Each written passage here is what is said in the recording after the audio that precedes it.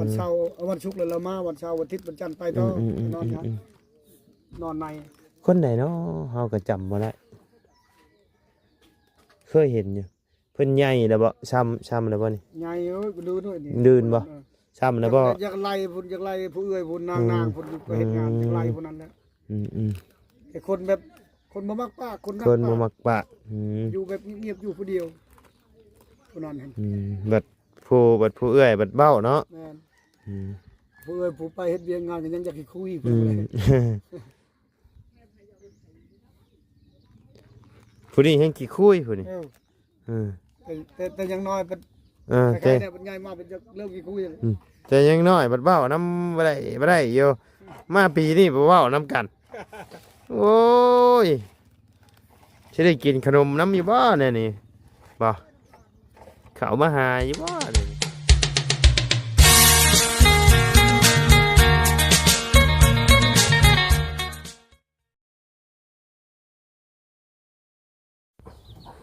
เอาเนาะพี่น้องเลยเปิดคลิปเปิดภาพมาตอนนี้กะอยู่เฮือนสาวคำเพิ่นเนาะพี่น้องเลยบ้านห้วยเยิงในดอกได้เดือนกับว่าได้เนาะพี่น้องเลยโบแมนอันไก่กินข้าวแล้วบ่ปอกอยู่ไหนฮะแม่เลยไก่นะฮะโอ้กระตูบน้อยแล้วนี่ยังบ่มั่งเนาะสบายดีได้เด้อเลยเรายังบ่ปะอยู่ยังบ่ปะอยู่เนาะเธอกินบ่ได้ปะจักบ่นี่กินบักทั่วแห่กินบักทั่วแห่ข้าวตรงนี้ออกทางนั้นเลยข้าวทางนี้ออกทางนั้นโอ้ฝนตกเมื่อคืนนี่บ่เปียกเบิดบ่จังหวะก็บ่ฮู้ลำแล้วเนี่ยมันเป็นเปียกแล้วก็ระบาดนอนนี่บ่ได้ทางนี้กับประตูทางนั้นกับประตูเนาะประตูเราบ่อยู่ครับดินใครเนี่ยจักเฮ็ดดินก็จักเราอยู่หรือบ่ดินแล้วก็บ่อยู่คนนี่น้ำหมักอยู่กระตุกไม่เพิ่นจะอยู่ในตารางเพิ่นเจ้าไม่ตัวเองเลยไม่เจ้าบ่โอ้เฮือนเจ้าบ่อันก่อเด้นี่นี่เฮือนน้องชายให้เราดินแบ่งกันแล้วนั่นก็แบ่งให้น้องอีกนั่นคนมันเจ้าจอดนั่นมาห่มพี่ไอ้ฮ้อนได้เฮาเป็นจังใดเนาะแม่เขาวอกนั่นอยู่ดีมีแห้งอยู่บ่ได้พ่อกันตลอดนะอยู่ดีมีแห้งอยู่เฮาได้สั่งอย่างใบน้ำเจ้าบ่โดยเจ้าช่างได้แล้วนะก็ย่างตัวนั้นได้แล้วเนาะได้เฮาเบาเล่าจะได้นะพาเข้าเดี๋ยวจะได้พาเข้ากันตามขึ้นนะคือชื่อในบ่อเนี่ยแต่มันคอยข้าวเวียกลายนั่นแหละเฮาก็ได้เฮาย่านแบบว่าเฮาสั่งจะไว้แต่เฮาลืมเฮาบ่มาเอานะชื่ออยู่เจ้าจึงได้พาเข้าคือนั้นเบาเล่ากันแต่ว่ายังมีเวลาเฮ็ดเนาะมีเวลาเฮ็ดไปนั่งน้ำหลานสาวลูกสาวไปสบายดีน้องดูดีเนาะแล้วก็นางน้อยใช่แม่ตู้ไปใช้หมูได้ขึ้นนอนอยู่บ่เฮือนหลังใหม่นะได้นอนคู่มือบ่โดยยันบ้าเพิ่นเฮ็ดให้แล้วเจ้าบ่นอนอยู่เนาะโดยแม่ได้โทรมาหาอยู่บ่โทรอยู่เนาะเพิ่นฝากเงินมาอยู่บ่เพิ่นฝากเงินมาให้ใช้อยู่บ่ฝากอยู่เนาะดีละเดือนไหนแม่มาเดือนสี่สกลเดือน5ลาวสงกรานต์เนาะสงกรานต์พี่น้องครับเพราะว่าปีที่แล้วเพิ่นก็มาสงกรานต์เนาะอันนี้รถของน้องนางเพิ่นน่ะบ่นี่นะแม่นฮะรถชาวคำโอ้รถชาวคำบ่โอ้เพิ่นชื่อบ่แม่นแล้วใช้รถของน้องนางเพิ่นชื่อได้ใช่โอ้รถบ่แม่นสีนี่บ่เมื่อสั้นก็คือมันประจำอะไรแม่นรถนางรถชาวคำรถชาวคำเงินอายอยู่นั่น6 ล้านอ๋อเพิ่นจะเพิ่มเงินให้ เงินคอย6 ล้านโฮมใช้เราเราเงินบ่พอไปเฮ็ดงาน ก็ได้ 10 ล้าน ทั้งเบิดจักล้านนี่นะ 15 ล้าน 15ล้าน 3 แสนมีค่าน้ำมันรถค่ากินค่าอยู่ตรง16 ล้านเลยหมด หน่อยพอปรับคักอันนี้เนาะนี่เนาะแล้วสิปรับตัวนั้นเอง หน่อย มันรถจกก็จักได้เลยๆโลๆเฮ็ดให้โอ้ย จักพันปรับแต่ละหม่องเบิดนี่ อันนี้ เพิ่นเอาน้ำเท่าไหร่ บิดเคยพอดบิดแล้วก็3 ล้าน 3ล้านบ่เบิดนี่ 3 ล้านแล้วก็ที่ซองนี่ก็3 ล้านพูนไปฮอดพูนเลยหมดเลยนี่ให้น้องขับมันก็หมดเทียบมาเลย ขับก็ดีเนาะ พอดชุดนั้นคนขมุพอดบ่อยากเลียดปานใดพอดใหม่หมด เอาเวียไป เงินขายอันไม่บิ๊กนี่บ่ ยังบ่ทันได้ ยังบ่ทันได้บ่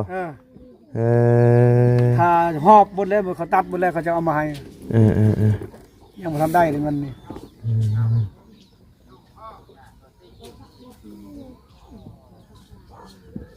มาบัดนี้แปลนเติดอยู่ บัดแล้วมันขึ้นพุ่มแล้วนี่เฮาก็ยังดูแลต่อบ่นี่ แม่นลิงามัน3 เทื่อลิ 3เทื่อดิ ใส่ปุ๋ยอีกตัวนึง เฮาเอาไว้เหงาเลยเหงานึงจักลำ ทบิดนี่เฮาลิทบิดนี่ก็เอาไว้ประมาณ 4-5 ลำนี่แหละ 4-5 ลำ ซองเอาไว้3 ลำ 3ลำมันคือปะเลยเบิ่น ที่3เอาไว้2 ลำหมดถือว่าใหญ่เลย แบบว่าเฮาเอาปะไว้เพื่อเลือกบ่ เพื่อลมมันนั้นพัดเลือกพัดมันนี่ตัวใดต้นใดใหญ่ โอ้ ตัวใดมันลื่นมูลเอาไว้ อยู่เดี๋ยวว่าปะให้มันขึ้นเป็นจุ่มในนี่แล้ว ปะนี่แล้วเลย แล้วเลยบ่เป็นหุ่มเลยแล้วเนาะอนามัยมันน่ะพอมันขึ้นเพียงนี่ เลย ตอนนี้เฮ็ดนาเนาะ เลยบ่ได้ค่อยเข้ามาส่วนใดก็อยู่แถวบ้านช่วงนี้นานๆขึ้นมาเหนือเอาดูดิเอ้ยมาเลยซิกซี่มาแล้วมาดูแม่ดูดิก็อีน่ามันก็ยากหมด จมคิดฮอดอยู่บ่ ไปโอ้ยเนี่ย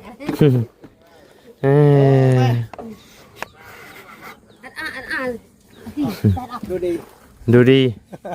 ได้ดูดิ ยังเดี๋ยวยังเฮียนอยู่บ่ปีนี้ฮอดปอใดปีนี้ โอโซ ปอสองผู้นั้นเด้ โอซี ปอสี่โอ้เลย ตกห้อง ตกอีกแล้วโอ้ตกอยู่ปอสองปีนี้บ่จะบ่ได้ขึ้นห้องน้ำหมู่ครับบ่ โดย โอ้เป็นจังไดคือจังว่าตกห้องฮะบ่ได้ไปเฮียนน้ำหมู่บ่ขาดเฮียนเรื่อยบ่ฮะ เจ็บบ่ตกห้องถ้าเราตกเพื่อนสิยังเงิน แขนหักติ แต่ตกห้องบ่เจ็บ เดี๋ยวตกห้องมันบ่สูงปานใดตกเฮือนมันสูงเนาะแขนหัก เฮือนเราก็บ่ได้สูงล่ะ พุ่นได้เฮือนเราผู้ตะรุมพุ่นเฮือนนะตัวนี้นี่เฮือนลูกชาวบ่ เคย เฮือนลูกเคย ให้ได้ผู้นั้น ก็เฮ็ดให้แม่นี่แหละเราบ่อยู่ เฮ็ดให้แม่แล้วบ่อยู่ ลูกเขาใหญ่แล้วเอาพัวมาสู้เลยเราอยู่เรายังเฮ็ดอยู่เท่านั้นแหละเรา เลย ป้า น้ำมักอยู่หั่นเนาะ เป็นเรามักเราแบบเรามักกดหลายอยู่เพียวกันอย่างคนเชียร์ทิศบ่ใบเราแบบอยู่เฮือนแบบตูบแบบบ่ห้างเรามักอยู่แบบทันสมัย ไปแทะลงยับอันเอาไปละจัดนั่นปัญญากันเนี่ย อันเฮือนหลังที่ว่าเพิ่นแขนหักนี่เพิ่นย้ายมาแต่ไส ย้ายมาแต่บ้านชีวิตพอเราเชียร์แล้ว พอแล้วเสียแล้วย้ายมานี่ เอาก็ได้เชียร์แล้วบัดแม่เราก็ไปอยู่เฮือนพัวบัดน้องเขาผู้นึงอยู่บ้านอะไรก็เชียร์ติดรถแล้วได้5-6 ปีแล้วเชียร์ไปบ่แม่นน้องผู้นี้ เฮ้ยเจอัน บัดผู้นั้นก็พูดไปอยู่เอาอยู่บ้านเสเวตครับบัดน้องสาวเล่าอยู่บ้านนั่นน่ะ เดี๋ยวเพิ่นอยู่กันจักคนเลยเฮือนหลังกระตุก ยังแต่ลูก2 คนแม่ผู้นึงซ้ำแม่ลูก อยู่3ไม่รู้ ผู้หญิง2ผู้ชายผู้นึง2 คนแล้วไปอยู่นำพ่อ ผัวได้ค่ะผัว ป้าเลยเฮ็ดใบยางเรียบร้อยแล้ว ผัวปะเลยโอ้แสดงว่าเราปิดไม่ห้างบ่ ใน เลย ห้าง ห้างรถมันคือว่าเลยเนาะอายกับคนแบบบ่เที่ยงธรรมเลยคนแบบไปรุ่นมันไปเสพยาบ้าแล้วบ่ได้เฮ็ดหยังบ่ได้วุ่นกับเอื้อยมีอยู่บัดอายอันนั้นบ่แม่นอายน้องผู้นึงแล้วพูดไปสู้อยู่บ้านเขาบ้านพะโลพุ่นสู้มีบ่ได้มาเลยมาจอบอยู่บางมือบ่ได้มาจอบ ต้องนั่นแหละ ดีแล้ว เราเฮ็ดเองเหือดมาแต่เฮ็ดงานกลางคืนเราเฮ็ดตอนค่ำซำนี้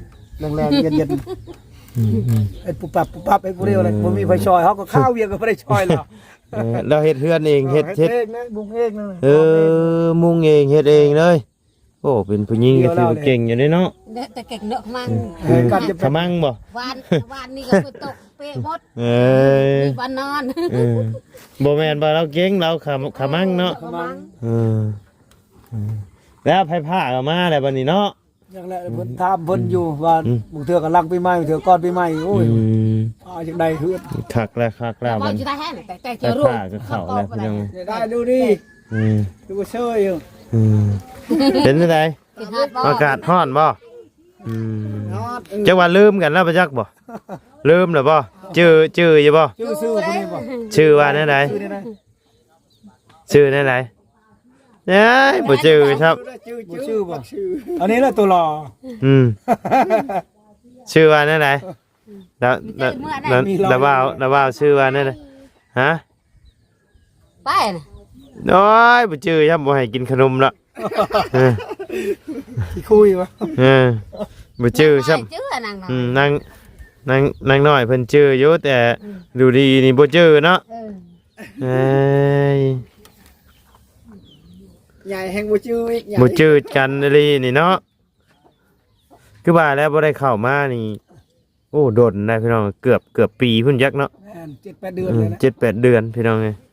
เข้ามาอยู่เข้ามาก็ฮอดแต่ประตูปุ่นแก๊บนี้แล้วก็กลับ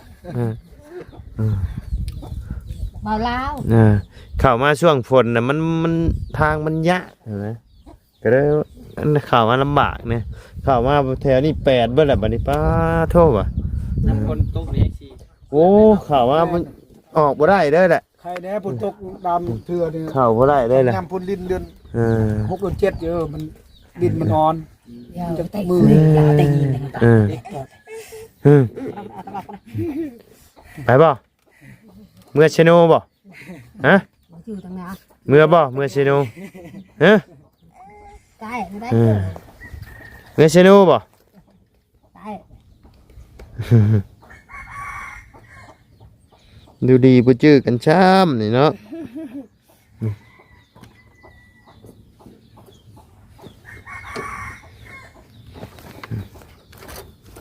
ละอะไรกันเลยตายจะละหน้าตาย คิดว่าเฮาลืมแบบว่าเฮาสั่งหยังเจ้าไว้นะเฮาก็บ่ได้เข้ามาเลยเฮาก็ สั่งผ้าเข้ากันแล้วเจ้า สั่งผ้าเข้าบ่ กระโตกกันแล้วภาษาเขาเอิ้นว่ากระโตก กระโตกเนาะเป็น เรียกค่อย เบียกลายเนาะ เรียกลายอ่ะ ยาแล้วย่ำแบบว่าเฮาสั่งไว้แหละเฮาลืมแล้วเฮาบ่ได้เข้ามาเอาหั่นนะ แม่น อย่าเฮายันเฮาลืมเองหั่นนะ ทางงานเล่นเฮ็ดบ่ได้เฮ็ดบ่ทันยังเป็นนี่อยู่บ่ลาวมามื้อนั้นโอ้ยเป็นนี่เจ้าแล้วบ่ทันเลยเรียกบ่ลาย เฮ็ดหยังแน่ชาซูเมอร์นี่กดมันบ่ แล้วคนมันน่ะ แล้วแหละเนาะ อยู่ซื่อๆนั่นแหละว่าสิทางนั้นปลาเล้า พาไปกินเหล้า กินเหล้าคู่มือเลย กินเหล้าคุมื้อเอ้า พาไปกินเหล้า กินเก่งแท้ ตลอดเลย แต่น่าอะไร คดีเข้าผิดของต้องเที่ยงกันกันไปหาเจ้าแล้วอยู่ในคะแนนคันบ้านเป็นห้องในบ้านแล้วก็ประธานยาลาสร้างชาติแล้วก็เป็นอันนั้นประธานหน่วยเกียร์คันบ้านเนาะ น้อย มั่งตัวเองก็ได้ ฮ้อนมันถามอีกเทื่อชื่อว่าไหนบ่ระบาวนี่ เบาไล่ นั่นแม่ เนาะฮู้นะของได้ยินหมู่เว้าอะไรก็ฮู้เลย เอาของมาลำลังงู ไปสิยัง ผู้นี้เด้ จือเลยพากันมาว่ะ บ่เคยเห็นหรอ ไกลปะ นั่นเลย เอ้ยเนาะ กินบ่ขนมนี่กินบ่ จื้อเลยบ่ กินบ่ ชื่อแล้วซื้อขอชื่อหยัง โอ้ ใจ คนละก้อนก็เบื่ออืม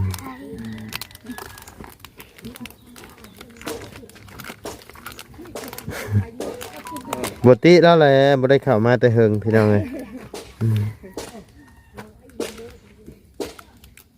กันแม่นเฮากับบ่จื้อคือกันแหละ หมู่บ้านนี่จักหลังคาเฮือน อยู่บ้านนี่นะ แม่ฮอดบ่100 30ปลาย 30ปลายอืม รวมทั้งบ้านน้อยแต่ทางเข้ามาบริ40ปลาย อืม 46 17นี่นะ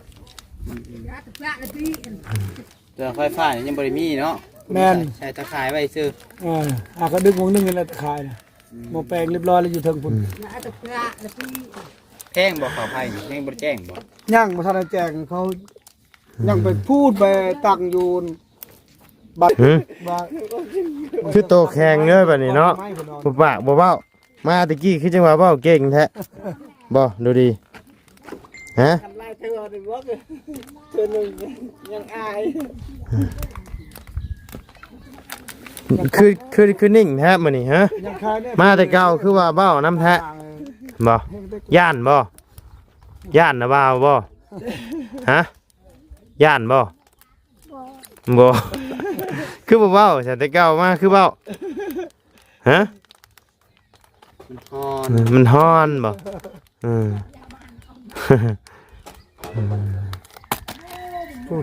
นมก็ตกอีกนมมันอีก เอื้อยเด้อเอื้อยเจ้าโทรมาหาอยู่บ่ โทร โทรอยู่น้องดูดีน้องของน้องนางเพิ่นพี่น้องเอ้ยยิ้มเด้อยิ้มเด้อยิ้มเด้อจ้ะยิ้มเด้อยิ้มใช่ยิ้มให้เห็นแขวเด้อ นี่ไม่ได้จะมีอันนี้ ยิ้มดิ ยิ้มเลยแม่ ยิ้ม นี่บ้านหนึ่งมีหอหนึ่ง ยิ้ม ยิ้มดีๆเห็นแก้ว อย่าให้บ่เห็นน้องแขว ยิ้มงามยิ้มงามยิ้มงาม ยิ้ม งาม ใช่ยิ้มก็บ่ยิ้ม ยิ้มงาม ยิ้มก่อน ยิ้มงามเอ้ย ยิงไงนี่ยิง เย้ เอ้า นี่อีกบ้านหนึ่งอีกบ้านหนึ่งอ้าว ใจ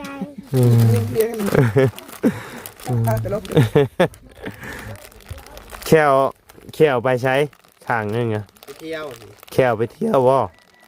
แขวไปเที่ยวอยู่ชายแดนบ่ฮะบ่แขวไปใช้ เที่ยวไปเที่ยวใต้ดินน่ะสิ โอ้ยเนาะใช้เอามาให้น้องเพิ่นได้มีแล้วก็กับปีโป้ฮะเอามาแบ่งกัน เอามาแบ่งกัน แบ่งบ่อน แบ่งเพราะว่า คนละเฮือ เดี๋ยวบ่ได้เพิ่นเอาไปแบ่งกันกันนะเด้อเจ้าเอาไปแบ่งกันเด้อ ยิ้ม ยิ้มด้วยเจ้ายิ้มด้วย งามยิ้มงามไว้ยิ้มงาม ยิ้มชนะกองพุ่น ยิ้มงาม เดี๋ยวนี้เพิ่นเบ้าแล้วเดี๋ยวนี้ตะกี้โอ้บ่ได้เบ้าแล้ว ใจ ตะกี้ญาติเนาะตะกี้เนาะ เอาปีนี้เลย เดี๋ยวนี้เบ้าเริ่มเบ้าเก่งแล้วพี่น้องเอ้ย นี่ฮะก็ ยิ้มไว้ ก็7 ปี เอามาให้น้องเพิ่นเบิดเลิศมี ยิ้มงามยิ้มบ้านหนึ่ง ใหญ่เป็นสาวเลยเนาะ ใจ ยิ้มงามเลยใหญ่เบิดเลย ชุดงามเลยเราอะ เนาะดูดีเนาะดูดีโอ้ยก็เงียบแท้นี่ฮะ คุยเลย กี่คุยแท้ อ้าว ขอบใจ เอาไว้ต้มเด้อเจ้าก็ขึ้นนอนอยู่นี่บ่เจ้าก็ โบ เอาเจ้าอะไรเดี๋ยวเจ้านอนกับไผซะ นอนกับเรือนางนู่นางหน้า เอ้ยนางนู่ เวลาเรามาวันชุกอยู่นอนน้ำกันนางนาอย่างนางนู่นอนกับเราวันชุกเรามาแต่เฮียนชนเผ่าเลยมานอนน้ำนางนา โอ้คนไหนชื่อนางนูนางนาคือบ่เคยเห็น นางนาที่เราไปใช่เลยอยู่เฮือนพุ่นนึ่งข้าวอยู่เฮือนพุ่น เป็นลูกเจ้าบ่ น้อง อ๋อ น้องกันแล้ว อ๋อเป็น ไอ้เฮียนมหนึ่งอยู่เซโปน โอ้ไปเชียนมหนึ่งอยู่สิโปน อยู่ชนเผ่า แต่เพิ่นไปพักอยู่พุ่นบ่ แม่น อืม วันเสาร์วันศุกร์เลยเรามาวันเสาร์วันอาทิตย์วันจันทร์ไปต่ออ ม นอนครับนอนใน คนไหนเนาะเฮาก็จำบ่ได้เคยเห็นอยู่เพิ่นใหญ่แล้วบ่ช้ำแล้วบ่นี่ ใหญ่เอ้ยกูดูด้วยนี่ ลื่นบ่ ช้ำแล้วบ่ อยากไล่พุ่นอยากไล่ผู้เอื้อยพุ่นนางพุ่นไปเฮ็ดงานอยากไล่พุ่นนั่นแหละ อืม ไอ้คนแบบคนบ่มักป้าคน คนบ่ ป้า มักปะอยู่แบบเงียบๆอยู่ผู้เดียวผู้นั้นหั่น บัดผู้เอื้อยบัดเบ้าเนาะ แม่น อืม ผู้เอื้อยผู้ไปเฮ็ดเวียงงานก็ยังอยากสิคุยเพิ่นเลย ผู้นี้แห่งกี่คุยผู้นี้ เออ อืม แต่อยังน้อยเป็น แต่ ใครๆเนี่ยเป็นใหญ่มากเป็นจะเริ่มกี่คุยเลย แต่ยังน้อยบัดเบ้าน้ำบ่ได้อยู่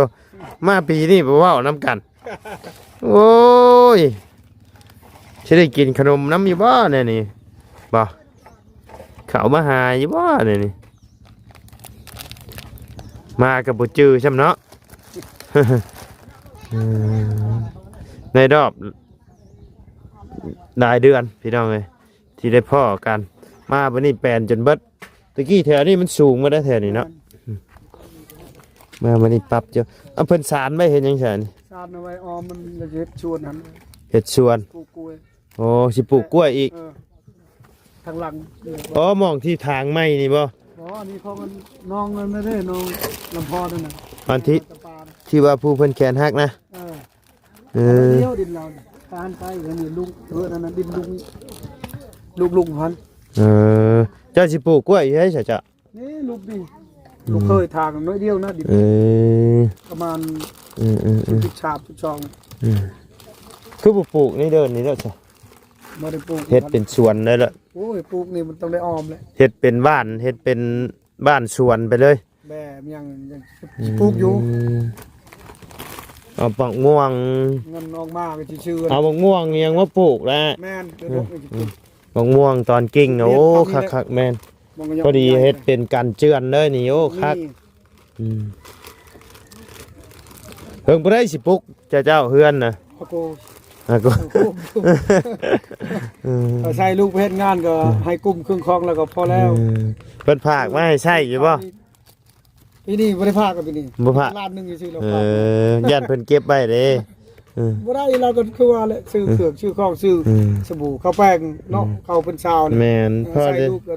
คือว่าแม่นประมาณแล้วก็ พอจะได้ใช้ได้พี่น้อง แทนที่ เพราะว่า ใส่เฮาเพิ่นแล้วแต่ได้พ่อก็บ่มี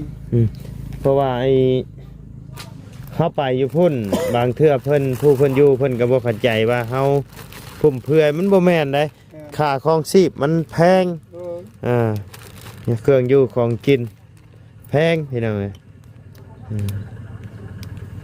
ทุกสิ่งทุกอย่างเนี่ยเพิ่นเฮ็ดเวียกงานหยังซะ เวียกบ้านนั่นแหละ เวียกบ้าน อนามัยปาดกวาดเดือนชาติ เงินเดือน เครื่อง เงินเดือนเท่าไหร่น่ะ เอาว่า3ล้านเหมือนกันเดือน เงินเดือน3ล้านเออ เก่า2ล้าน อยู่นํกันวัด3บ่ บ่วงมันอยู่เฮือนต่างหากมีคำกับมันนางๆอยู่นํกัน โอ้แต่ว่าอยู่ใกล้กัน แล้วใกล้ๆกัน เออน างๆเนี่ยไปขายเครื่องอยู่ตลาด สาคำอยู่เฮือน นางวงก็อยู่เฮือน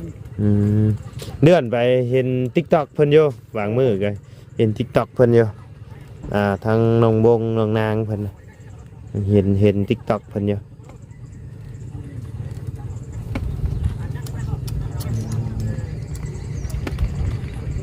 บ่เกินปีนี่เนาะภายภาคเนาะเช้านะมันมาสุดได้อยู่นี่บ่ ชุดตัวนี้อยู่บนนี้ แล้วก็เข้าพุ่นบัดนี้เนาะ เอาไปนายพุ่นออกลงไปพุ่นอีก เออ แล่นไปโรงเรียนพุ่น ของเจ้ามาชุดอยู่นี่เนาะ แทน ท่านจู้ ท่านเมื่อ อ้าวไปหาลูกชายอีกแล้วบ่ วันนี้แหละเที่ยวขึ้นเที่ยวลงอยู่ บ่เมื่อยบ่เมื่อยบ่ เมื่อยก็อดทนแล้ว จนบ่มีเวลาลูกหนวดเนาะ เป็นพาริซีเลย เออ อยู่ในตะโนนอยู่ในระนา เป็นหัวใจนะ อยู่นอกหมู่นั่นแหละ เออ เตรียมพ่อโจรแต่คนยังฆ่า เออ เกิดเป็นนาซาเงินผ่อนเมือง กิน ไท ข้าวย กินน้ำก็อยู่หัน อืม จะเป็นเลยเที่ยวแล้วเที่ยวเช้าเที่ยวแรง คือบ่เอาหนึ่งอยู่พี่ด้วย มันบ่มีเขา โอ้ กินน้ำเขา บ่มีข้าวเอ้าคือว่าเห็นเกี่ยวข้าวค้นข้าวอยู่ เที่ยวกับป้าพี่มัดยังมัดได้หันยังประมาณฮอดบ่หาเปล่าหัน เออ กินชำยักกินคนหลายลูก ครอบครัวใหญ่เนาะ คนหลายสิไปคน เอ คุณ อ ชามลังเฮือนอยู่หัน เอาได้เลยครับ โอ้ได้มีเท่าไหร่ อืม สี่บ่ฮอด50ปลายนี่แหละ 50ปลายเอาโอเคสามีแต่ว่าเฮาสิออกก่อนเด้อบัดนี้เด้อมื้อหน้ามื้อในสิมาเยี่ยมมายามใหม่เนาะสบายดีเด้อล่ะเด้อโดย จงมีสุขภาพแข็งแรงให้อยุนนานปานเก่าให้หนุ่มให้น้อยให้แข็งแรง เนี่ย โดยสาธุเนาะไปพี่น้องเอ้ยสำหรับคลิปนี้ลำลาเด้อพี่น้องเด้อพบเจอกันในคลิปหน้าเนาะสบายดีเด้อพี่น้องเด้อ